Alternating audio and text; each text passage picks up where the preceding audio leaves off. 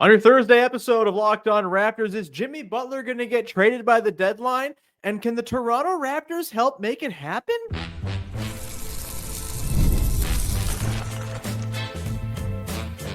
You are Locked On Raptors, your daily Toronto Raptors podcast, part of the Locked On Podcast Network, your team every day. Hey, what's going on? And welcome to another episode of Locked On Raptors, part of the Locked On Podcast Network, your team every day. It is Thursday, January the 23rd. I'm your host, Sean Woodley. I've been covering the Toronto Raptors now for 11 seasons on various platforms. You can follow my work over on Blue Sky. The show's on Instagram, and you can also join us in the Locked On Raptors Discord server. Link in the description of the podcast. Great place to come hang out, talk ball among friends, and it's free to do. It's also free to subscribe to the daily Locked On Raptors newsletter, which you can go and click through right at the QR code on the screen if you're watching on YouTube, or you can go to the link in the description of the podcast if you're listening to audio, and you can go just put your little email in the bar, and it will send you every single day my piping hot blogs, among other things. You get Katie Heindel, national stories 4 times a week, Michael Shearer, basketball poetry every Thursday. That's today. You can also get Josh Lloyd's fantasy tips to help win your league. It's a great thing, and it's 100% free to your inbox every day. Sitting down in the toilet has never been more fun. All right, on today's show,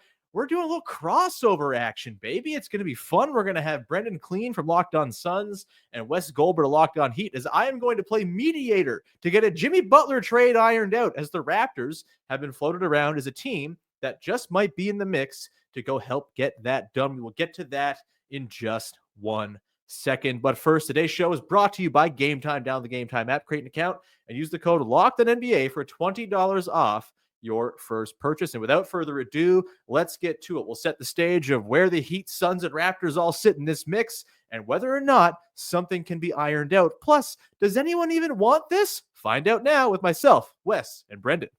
It's a Locked On crossover. Sean Woodley here from Locked On Raptors, third wheel in it with the two guys who host the shows covering the teams that are actually kind of at the center of the Jimmy Butler saga. Of course, you know by now, Jimmy Butler maybe doesn't want to be in Miami anymore. I don't know if he can say it any other way. Maybe he'll come up with new creative ways to express his displeasure with being on the Miami Heat. And the Phoenix Suns are out there wheeling and dealing, got out extra picks, and seem to want to go and do some Matt Ishbia stuff and get Jimmy Butler onto the Phoenix Suns. Wes Goldberg, Locked On Heat, and Brendon Kleen here, as we are going to try, Brendon Kleen, Locked On Suns, that is. We are going to try to piece together a Jimmy Butler trade that works for everybody. And the reason I'm here as the host of a very bad teams podcast is the Raptors are in a position to help things along, to lubricate, if you will, to be the mediator, as the Suns and the Heat, as Wes cringes at my use of the word lubricator, to be the guy, to be the team that kind of helps this sort of over the finish line. Right. Grease the wheels is the parlance of NBA media. Grease the wheels. That's correct. I feel like I've used grease the wheels so much that I'm looking for different words, and maybe I should go back to the thesaurus on that one and leave lubricator in the keep looking. Yeah. Okay. So I think it's probably, we'll get into sort of constructions of trades that could work and whether any of us even want this coming up later. But we should start by just setting the stage of where everyone's at. Where's everyone heads at? Let's go to Wes first. Locked On Heat. Look, the Jimmy thing, it's been weird. He's suspended again after missing a team flight. He's been wearing Phoenix Suns colored shoes. What's the situation in Miami? Where do things stand right now?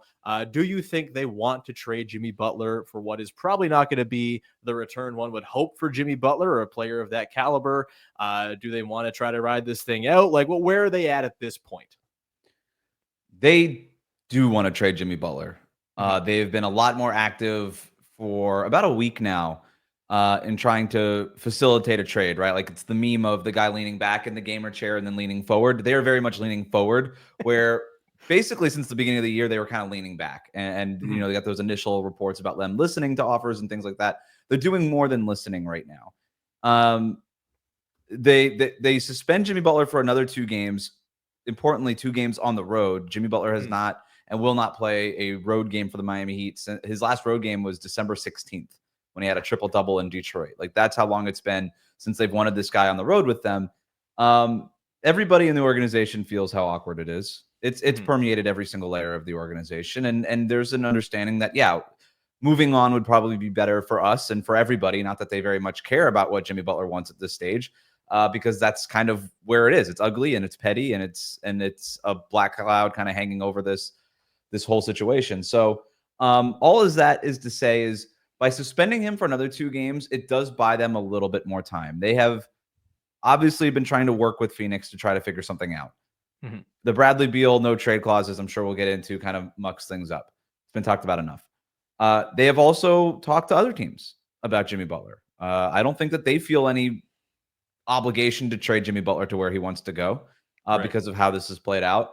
But yeah, suspending them for another 2 games buys them some time, at least until Sunday. And then obviously the hard deadline being February 6th, the NBA trade deadline. That's a pretty good rundown of the Heat situation. Brendon, for the Suns, they made that trade earlier this week with the Jazz where they turned 1 2031 unprotected pick into 3 first-rounders of varying degrees of goodness, and it just kind of gave them more volume of stuff to trade. Mark Stein kind of went into this a little bit like it could be for a Jimmy Butler trade, or it could just be to have more stuff to trade as a team that, kind of needs stuff to trade. There are different, it doesn't all have to be pointing towards Jimmy here, but what's the situation in Phoenix with those picks they just picked up from Utah? And of course, the Bradley Beal no trade clause, which hangs over this whole thing. Like, it all kind of sits with him, right? It does. I think that the likelihood of Beal waiving that outside of going to an awful team, I think he would probably play ball in a lot of different scenarios at this point. And that's not sourced or anything, but I just have a hard time imagining, outside of the fact that we know he uprooted his off-season home in Los Angeles and kind of made Phoenix like his real home this off-season, and that has been reported, that everything outside of that is not looking good for him. I mean, you would say, well, he wants to win. Well, this team's not exactly doing that. They're underperforming for the 2nd straight year. They're just above 500. Okay, well, he wants to be, kind of prioritized and prized as a person and as a player. Well, he just got benched, and there's not really any end in sight to that situation that he's going to be brought back into the starting lineup, because rookie Ryan Dunn, who replaced him, has done very solidly in that spot. So I tend to think that Beal would go somewhere relative, any solid team that would want him, I could see him going there. Right. As for the Suns, I think that they're still focused. 95% on Jimmy Butler? Like, yes, that first round pick that they broke into 3, I think that could be used for other things as well. They have this Yusuf Nurkic problem on their hands as well. Another veteran starter who had to be benched because of his underperformance. If they could swing a trade to get off of him and get something, even anything back for that, I think that could be how they use maybe one of those picks. But I think that they are still focused almost entirely on how they can get Jimmy Butler. And I guess my question for Wes, I'll kind of like in how these teams are thinking about it, I have one thing that I think kind of matters big picture from the Suns standpoint here that might help the average person understand why they're so dead set on doubling down on a season that has gone so terribly is Kevin Durant didn't sign an extension last year. They would like him to sign one this upcoming summer. And if he does not, he will be going into an expiring final year of his contract next season. You would imagine that is probably looming over this. My question for Wes is on the Heat side. We've heard this kind of golden ticket of cap space in 2026 that they might like as the big picture goal as they look through all these machinations. Is that kind of the overarching priority once you get past, okay, this situation is ugly and we need to move on from it? It is, but only because they have to settle for it, right? Like, if you could trade Jimmy Butler for a star player, you would just do that. Like, if you didn't have to wait until 2026 to get that star player, they would do that. And they could still do that. If they trade Jimmy Butler, turn that into something, parlay that into that next star player, and you acquire that before the 2026 free agency, then yeah, of course, you just do that. But the one thing that the Heat are going to want is either A, an opportunity to go trade for that star player, or B, to go ahead and sign that star player. And we know the free agent class in 2026. We know what the names are. They're looking at those names. Now, stuff can happen, right? This summer, a lot of those players could just sign extensions, take themselves off the market. But for now, based on the fact that there's not any real great options out there for Miami, they want to make sure that at the very least, they don't take themselves out of the running for 2026. And this is where this thing gets really difficult, which we'll get into the crazy attempts at machinations of trades here. But with Bradley Beal, you would like that probably rules them out of just like taking Beal back in this trade, right? Like that. Correct. It seems he's like got 1 year left after. team. Right. He's got 1 year remaining after 2026 and 2027. And it would be one thing that even if, and this is why Bartelstein is out there in the media saying that he's not going to waive the no trade clause. He can accept a trade under the conditions of the no trade clause, but he's not going to remove it from his contract. If he were willing to remove it from the contract, I think the Heat would be at least more willing to entertain trading for Beal, because at least by that year, he'll be an expiring contract. And that's just much easier to deal. Even under this CBA, it's a lot easier to trade that than right now. But if he's not willing to waive that no trade clause, and that comes with him, I mean, that's what he didn't want 2 years ago when they were initially linked to Bradley Beal, and Bradley Beal had them as his number one option. But they said, unless you're going to get rid of that no trade clause, we're not going to do it, because the Heat, they value flexibility. Unless as long as they're not a team that they feel are in championship contention, the other thing that they want is flexibility to make sure that they can make those moves to get back to contention. Right.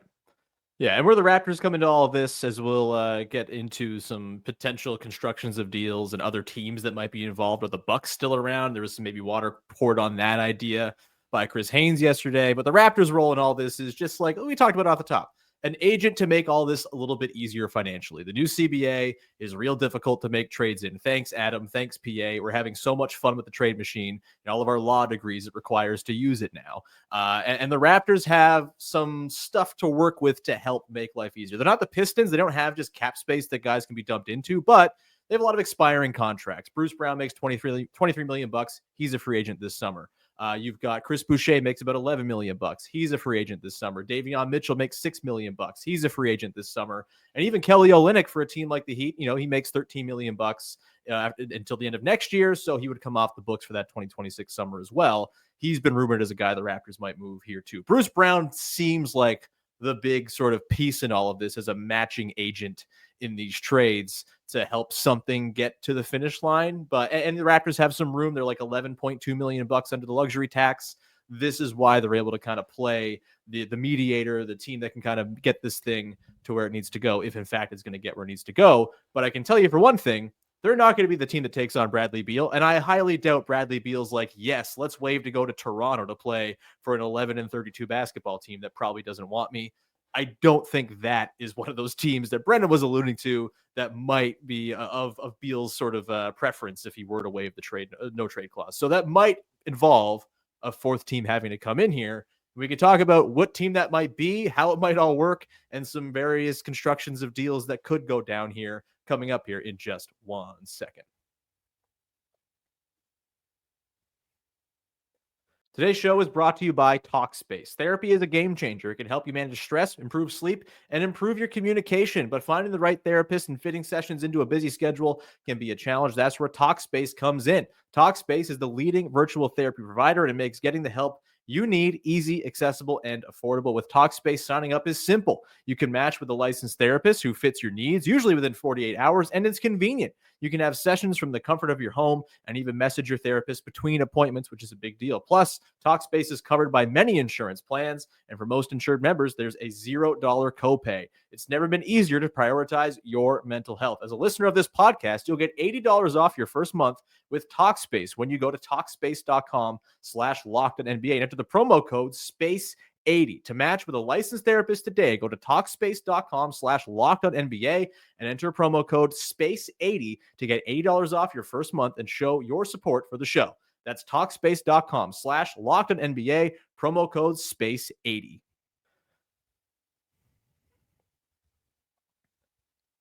All right, we are back. We are talking about Jimmy Butler to the Suns and the Heat involvement and the Raptors involvement and maybe some other team or 5 other teams' involvements because it's just how the CBA works and it's got to be real complex for anything to go down in this financial environment. I guess like you guys are way more schooled in this than I am because I'm just kind of hanging on the sidelines, like I said, third wheeling it. You guys are living this every day. Is this possible? Is there a world in which this happens? I guess Wes will throw to you. Like, first of all, what are the salary implications beyond just the Bradley Beal no trade clause, which we talked about? But like, what are the things at play? The Heat are a first apron team. For those Right. who are again not schooled in the intricacies of the CBA, perhaps what does that mean for them and what they can and cannot take back, and why a third team or fourth team might have to be involved here?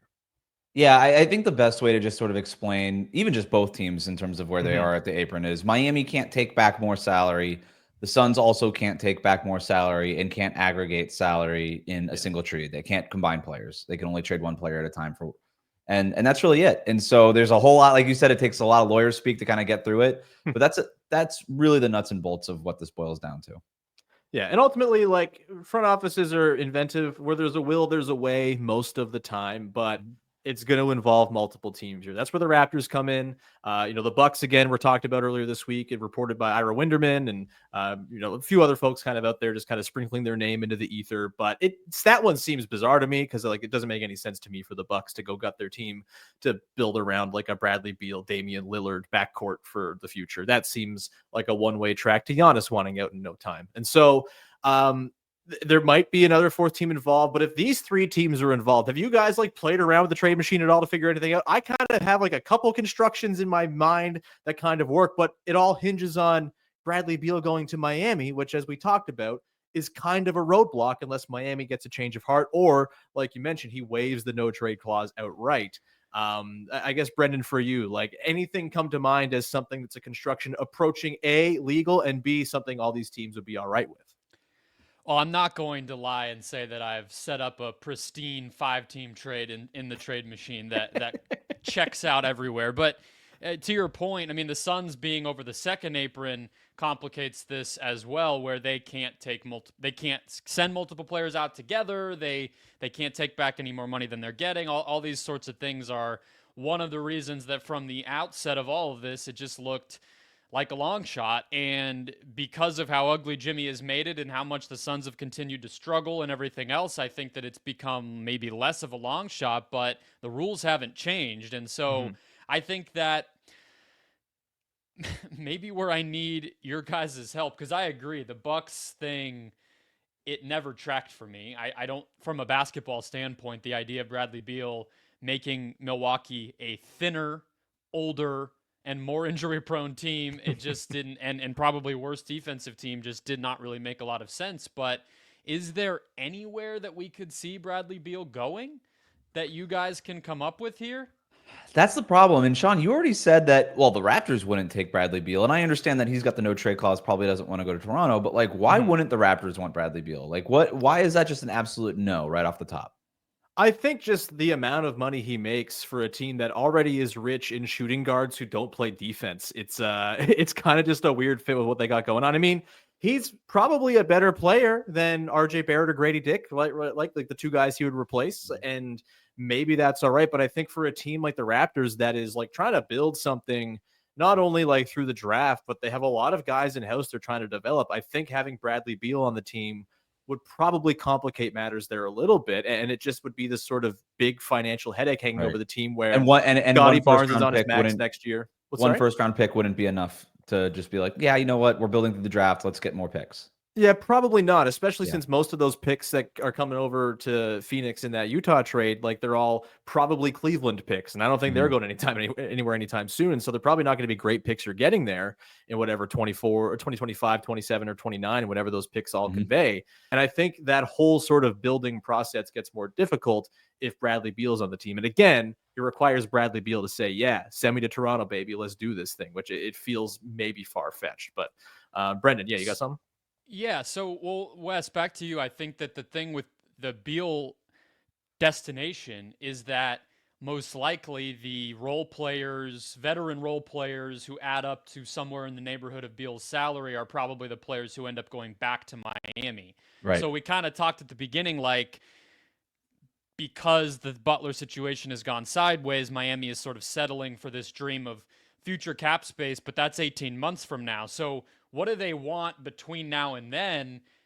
Does it matter who these players are, or is it to the point where maybe the pick asset that they might get back and that eventual salary flexibility and salary relief is sort of all that matters, and it's interchangeable whether it's a Tim Hardaway Jr. or a Bruce Brown or a Keldon Johnson? Like, do they care? They care a little bit, right? Because they still want to be competitive. They really want to make the playoffs this year. If they don't, their picks become unprotected. We don't need to get into it, but it would be bad. So they want to make the playoffs this year. They want to be competitive next year, and then hopefully enter 2026 with a lot of cap space. So in terms of the players that they're getting back, as long as they're maintaining that cap space, they want them to be helpful, right? But I think if you're, like, to your point, like, that's a big salary that they have to match. Chances are the players you're getting back are going to be relatively helpful. They're not going to be star players like Jimmy Butler was for 5 years, but they'll be part of the rotation. And I think that's about it. Like, I don't think they're asking for a whole lot here. If it's Bruce Brown, if it's Tim Hardaway, if it's Tobias Harris, if it's Kelly Olynyk, any of these guys could be a part of the rotation. I think that's fine. And then and when you add the draft picks part of this too, they're going to want some draft capital back.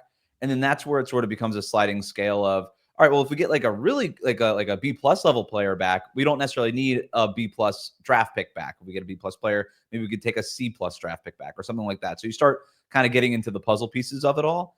But they're going to want either like a valuable pick or at least a high-level rotation player back so that they can remain competitive. This is all going to be so easy. Well, and the reason, Sean, I asked you why you don't want Bradley Beal, and it was almost like redundant. It was almost rhetorical because sure. I know, but I wanted you to explain it because I feel like not only is Toronto in that headspace, but there's a lot of teams in that headspace also. Where like, first of all, we don't even know if he wants to play here, and second of all, it's $50 million for a guy who's not that good anymore. What are we going to do with this? So you asked the question about like what teams I could see out there. The one team that keeps coming up, whether I see it in fake trades or or do like a little bit of reporting on this, is the Chicago Bulls. And this idea that they would send LaVine, and I've seen this mocked up, but the idea that they would send LaVine, I suppose, to Milwaukee, and that they would take on Bradley Beal and then get a draft pick out of it. I have not heard the question of why. Like, why would Chicago do that? Is it simply just it's why not does a better Chicago contract? Do anything? No, I mean, and maybe that's all it is they see the bright lights of Bradley Beal and they're like, this guy, and like they haven't seen stats for like the last 5 seasons, and it's like this guy still scores 30 points per game. But to get 1 or 2 draft picks back doesn't feel like something that they should do, and yet I keep seeing it. Am I the only one confused by it? Is sort of my question. I'm completely confused, which is why on my show I've barely even engaged with that idea, because Zach LaVine is better, healthier, and cheaper than Bradley and a Beal. great locker room guy. Right. Everybody loves him. Like, right. And so the idea that it would just take one of these, let's be honest, pretty crappy first-round picks that the Suns now have, and that would do it. That would be enough to convince the Bulls, who are sort of finally trying to reset things and rebuild, to take on an older player who gets hurt more often and is more expensive and all that sort of stuff. I just really have a hard time believing it. And then the other part of this too is like a team like Utah that is not really doing anything here except for actively losing and trying to draft more players. If they weren't really good at, by the way, they're nailing it. Yeah, crushing it. And they got to start winning at some point. Like they're going to ruin their culture or whatever. Different conversation. But even if they weren't willing to take on Bradley Beal and get that 2031 pick. Mm-hmm. And they're kind of like a team that could theoretically, now again, Beal might have not waived his no trade clause to go to Salt Lake City, and that might have been the whole thing. But I just don't really see a lot of teams that want Beal. It's why I kind of never paid attention to the Milwaukee thing. Like, why would they trade Middleton, who's old and unhealthy, for Bradley Beal, who's old and unhealthy, and even more, it makes almost twice as much as him. Like, that never really added up to me either. And then you just saw Chris Haynes come out here and pour water on that. So the one team I go back to is Detroit. Yeah. Like, I'm still on the show. Like, I still think Beal can help a team. Like, he's not like this broken player. He could still help the right team. he's just a really bad fit in Phoenix. And if you get him, spaces the floor next to Cade Cunningham, good locker room presence, veteran, which is obviously something that the Pistons are valuing right now. And maybe somebody would ask, well, why would Bradley Beal want to go to Detroit? It's like, well, they're the 6th seed in the Eastern Conference right now. No offense, They basically Brendon, have but the like same record as the Suns. And if they have the same record as the Suns, and they're in the easier conference. If you want to play in the nice playoffs, you have a better chance of doing it in Detroit than you do in Phoenix right now. So I don't know, like why not? And if you're the Pistons, maybe you get a pick or two. Yeah, it's very possible that our pal Kuka Heel should have been in my spot here on this podcast. But I needed the content today. So, but to be fair, the Pistons haven't really been reported linked to it. Yeah. It's just like if you go through the list, there's only 30 teams. You kind of come back to them. Right. Yeah, they're just the team that has cap space, so it kind of makes things easy. I have a very easy trade, by the way, guys. Oh, you do? Okay. Make it happen. I have a very easy trade. It just requires the Heat to suck it up and accept Bradley Beal on their team. And hey, look, the Heat love stars. Maybe they talk themselves, go to like Pat Riley. We can tap back into the well of Bradley Beal, former star. Maybe, just maybe. I don't know. Just put in a word, would you, Wes? Because this makes it so easy. The Toronto Raptors send Bruce Brown to the Heat. The Butler thing goes to the Suns, and then Bradley Beal goes to the Heat. And to make it all work and make the salaries adequate, the Miami Heat dump Terry Rozier to the Toronto Raptors, and then we figure out the picks from there. But like Rozier could help the Raptors going into next year. They don't have any guards ever. They just like have gone one guard only for the last 5 years, and it's not working out so hot. So like having another one would be nice. This is also kind of in line with the thing they're doing this year with these expiring guys, where they're trying to turn them into something, anything. And if they can, great. If not, they walk and it's fine. And I think that would be a similar thing for Rozier. They kind of run it back over to next year with this sort of, plan of kind of being a bad team, like a bad team should.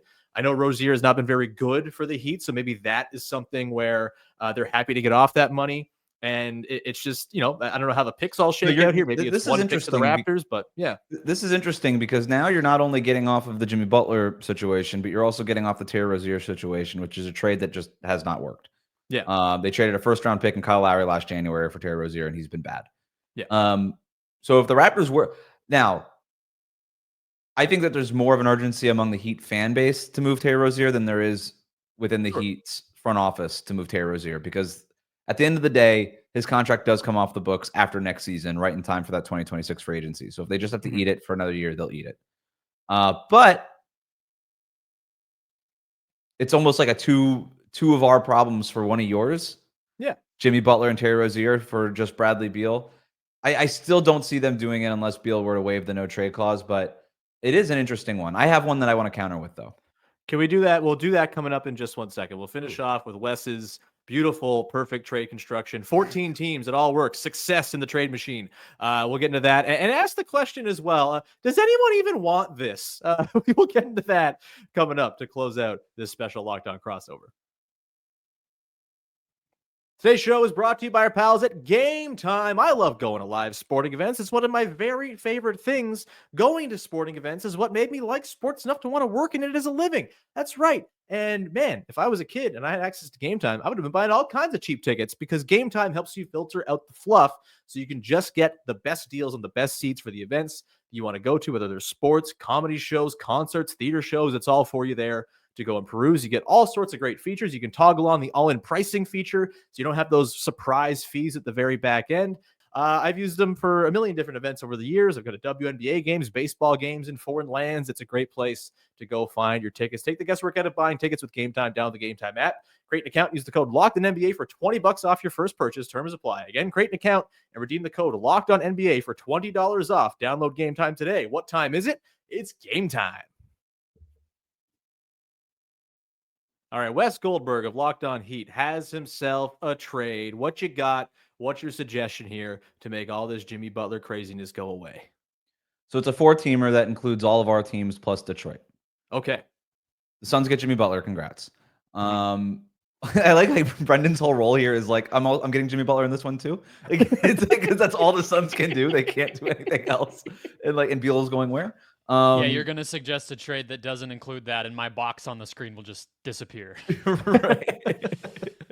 I have 2 trades, but this is the first one. So I got Jimmy to Phoenix. Beal goes to Detroit. The Raptors get Tobias Harris and Tim Hardaway Jr. Okay. So you get Hardaway's expiring, and then Tobias Harris is sort of like the Rozier thing. It's like decent player, kick it into next year. Maybe he's an expiring next year that you could trade and flip for something else. Sort of Sure. Bruce Brown 2.0. And then the Heat get Bruce Brown's expiring, Chris Boucher's expiring, and then Kelly Olynyk, who's under contract through next year, obviously has some familiarity with Miami. That's the trade. Oh, and then the Suns have those 3 first-round picks. Make it easy. Each of these teams get one of those first-round picks. They just sort of they argue about which ones they get, and nobody really cares. But yeah, the 3 first-round picks split amongst the Heat, the Pistons, and the Raptors. I think I dig it.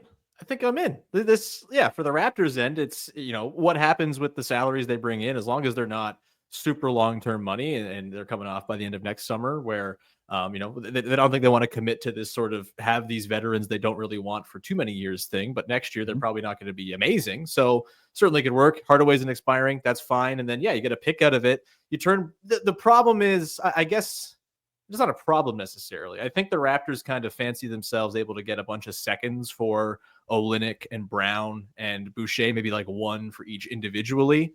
Does getting one sort of first rounder for those 3 guys maybe not quite scratch the itch? I honestly think it's fine, because I think second rounders are just candy you can pick up for $1 at the store, and it's fine. And if you can get a first, like, there's some cachet to having one of those on hand. And so I don't think I'm totally opposed to it. Considering a month ago, I thought they were getting absolutely nothing for Bruce Brown or Chris Boucher or Kelly Olynyk, who could barely move a month ago. Turning all 3 into a first rounder doesn't sound terrible. And hey, there's maybe more they can do with Tobias Harris next year, closer to the deadline, or he just walks and you get that salary relief. So I don't think this is like maybe quite as good as the Rozier idea if the Heat just want to suck it up and take on Beal, but I don't think I would like lose my mind if this were the deal either. What do you think, Brian? Yeah, I mean, like you said, as long as the Suns get Jimmy Butler and send away Bradley Beal, I mean, like, that's like, just to, I guess, add some color on that side of things, like I've mentioned multiple times, like this season and this construction of this Suns team is questionable regardless of whether they get Jimmy Butler or not. So I do think for the Suns that a big part of the push would be the ability to get off of Beal. I mean, I know in this trade, every trade, that has to happen because of the second apron. They literally Beal is the only guy outside of Devin Booker and Kevin Durant that even can go out to make this legal. But maybe that helps people kind of understand some of what I think the desperation is from the Suns. I don't think anyone's necessarily thinking Jimmy will just fix it. But if you can get off of the guy who's clearly making things worse, I think that goes a long way. So anything where those 2 things happen, count me in. I've got one more similar version to this. Okay. And this is where it would take the front office, specifically Phoenix's and Chicago's, to get pretty creative to try to figure out how this exactly works. But it would have to be 2 separate trades, but here's basically the parts that get moved. Miami gets the same thing. They get Bruce Brown, Kelly Olynyk, Chris Boucher. Right. Phoenix gets Jimmy Butler again. They also get Patrick Williams from Chicago. Ooh. The Bulls get Bradley Beal and Yusuf Nurkic. And I think the Bulls do this because Patrick Williams kind of stinks, but he's making 18 million. 38% field goal percentage, Patrick Williams. Yeah. but plays he's still averaging 10 points and 4 rebounds. He's a big body that Phoenix can use. I think if you were able to get off of Nurkic, if you were able to basically just turn Nurkic, who's unplayable, into Patrick Suns Williams into semi-playable. Already talking themselves into him, Wes. So you don't even have to sell it. Yeah. Okay, perfect. And if you're the Bulls, you do it because you kind of signed Patrick Williams to this really bad contract, and now you get Nurkic, whose contract expires 3 years before Patrick Williams's does. And so Chicago gets some more cap flexibility going forward. The Bulls get Beal. Not sure if I said that yet.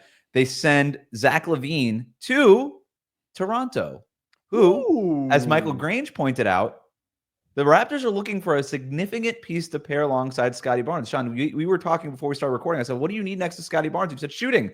Zach LaVine, amazing shooter.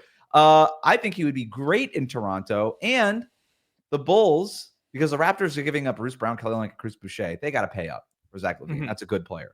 Sure. I think, how many picks does it take for the Bulls to do this? You get 1 from Phoenix, a couple from Toronto. Now for Chicago, you're getting 3 first-round picks. You're getting Beal. You lose LaVine, but you're also off the Patrick Williams contract. So this is why Chicago does it. Beal gets to play in Chicago. People like that. The Suns get what they want. Toronto gets their significant piece, and Miami gets what they want, which is not Jimmy Butler. It's not crazy. Certainly not. And look, Isn't I think LaVine a little too close to quickly? Yeah, I mean, I think he's too close to like Barrett and Grady Dick defensively, and like you can figure that out if you need to. Like you know probably move Barrett in the summer if this is the case, and you just go, oops, no defense for the rest of this season as you iron it out. I think because LaVine's only around for 2 more years, he's got the player option the last year of his deal. I wonder if the Raptors would want to pony up like a lot of pick capital there. Like I think maybe the most they'd go, because I don't think they want to compromise their ability to kind of make a big swing. And I don't think LaVine is not a big swing, but I also don't think he's quite the echelon of player that they really like to go and try to play around with in the coming years as one of like 7 teams in the league that has access to all of their picks. But I do think like they have a Blazers second rounder this year, which will be a good one. They've got the Pacers first round pick in 2026, which for a while this year looked like it was going to be some prime ticket type of pick, but they've kind of figured themselves out. And what if so that's maybe you feel what if it's the Portland second and then Indiana's first? I don't think that's crazy. I think maybe you a could swap. Probably talk yourself into that. Yeah, I think that's not nuts. And then you probably, if you're the Raptors, you figure out a way. Can you go and try to flip Grady Dick into and RJ Barrett in the summer into like an upgrade on the wing for a team that's maybe light on defense, that are light on offense, that maybe can send some defense back your way. Not crazy. I ultimately think the Raptors are going to hold off on any sort of big swing trade until they see what the draft bears. Because if they just get Cooper flagged, then their next big piece thing is kind of sorted out. But of course, that's not a super likely thing. I just don't know if they're going to want to kind of burden their books too much before they know what this summer produces draft wise. But I don't hate it, Wes. And I know there's a few people who listen to Locked On Raptors who are little sickos about Zach LaVine, who will love that you just threw his name out there. Hi, Ben. And so my head hurts. For more Trade Machine Mad Libs, please tune in to our shows, Locked On Raptors, Locked On Heat, Locked On Suns. Surely not the last time any of us will be talking about this between now and February the 6th. Please be sure to follow, subscribe, rate, review, tell a friend. Of course, subscribe to our daily newsletters as well. LockedOnDaily.com to go and do that. You'll get it right to your inbox for free 5 days a week. Our thoughts, our takes, our national stories and coverage from Katie Heindel and Michael Shearer. It's great. Please go. Be sure to do that, and we will talk to you again very soon. Thanks so much for hanging. Bye.